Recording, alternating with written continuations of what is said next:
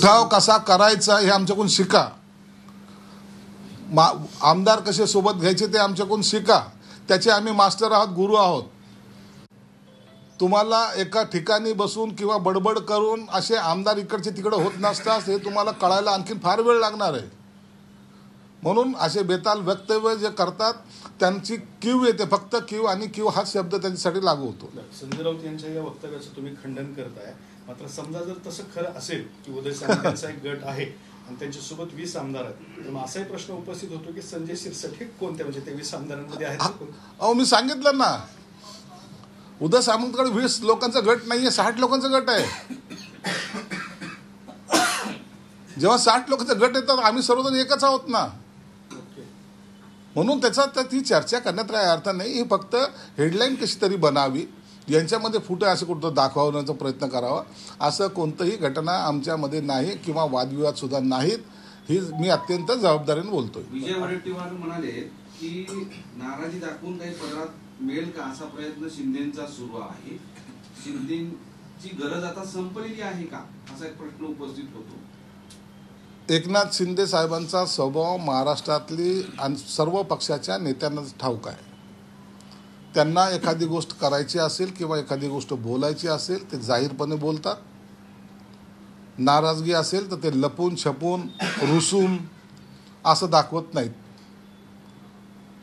ते डायरेक्ट बोलतात आणि ज्यांना बोलायचं त्यांना डायरेक्ट बोलून मोकळे होतात. म्हणून तशी नाराजगी त्यांच्याकडे नाही. आणि एकनाथ शिंदे साहेबांनी प्रत्येक वेळेला त्यांची लढवय्याची भूमिका ही संपूर्ण महाराष्ट्राला दाखवून दिलेली आहे.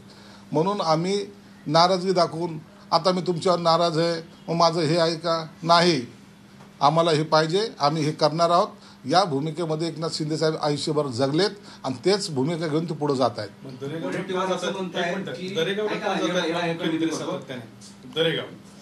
दरेगावला काय मुख्यमंत्री असताना जायचे ते. आता चक्र वाढले, आताही असलं तरी जबाबदारी आता जी मुख्यमंत्री म्हणून जी जबाबदारी होती त्यापेक्षा थोडी कमी जबाबदारी हे मान्य करावं लागेल. उपमुख्यमंत्री जबाबदारी थोडी कमी असते आणि म्हणून जर ते दरेगावला गेले तर त्यांचं आश्चर्य वाटण्यासारखं काहीच नाही. मला वाटतं हे मुख्यमंत्री असताना त्याच्यावर जी टीका व्हायची की मुख्यमंत्री हेलिकॉप्टरने दरेगावला जातात, आताही जातात. म्हणून दरेगाव त्यांचं गाव आहे आणि स्वतःच्या गावी जाणं याला कोणी जर असं काही म्हणत असेल तर त्यात दुर्दैव आहे. परंतु त्याचा आणि राजकारणाचा काही संबंध नाही. ते असंही म्हणाले की शिंदेनी कुंभमेळ्यात जावं आणि नागा साधूंच्या बाजूला बसावं.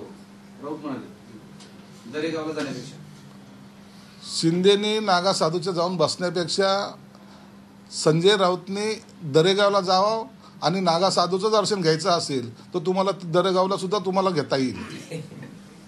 तुम्ही आम्हाला अक्कल शिकवू नका. आम्ही तुमचे फार पुढचे आहोत. आमच्या तोंडात तुमच्यासारखे घाण शब्द येत नाहीत, नाही तर आम्ही ते सुद्धा वापरले असते. तुम्ही त्यांच्या पायाची सुद्धा बरोबरी करू शकणार नाहीत.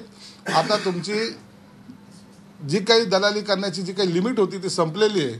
आता तुम्ही लोकांना ज्ञान देण्यापेक्षा जे काही तुमचे आहेत उभटा गटातले त्यांना नागा साधूकडे घेऊन जा, तिथं पवित्र करून आणा आणि देवाची भक्ती करण्याचं शिकवा. नाही, त्याच्यात अजून असं म्हणाले की शिंदे अस्वस्थ आत्मा, त्यांनी कुंभमेळ्यात जावं. कुणी IIT वाला बाबा आहे तिकडे, कुणी दरेवाला बाबा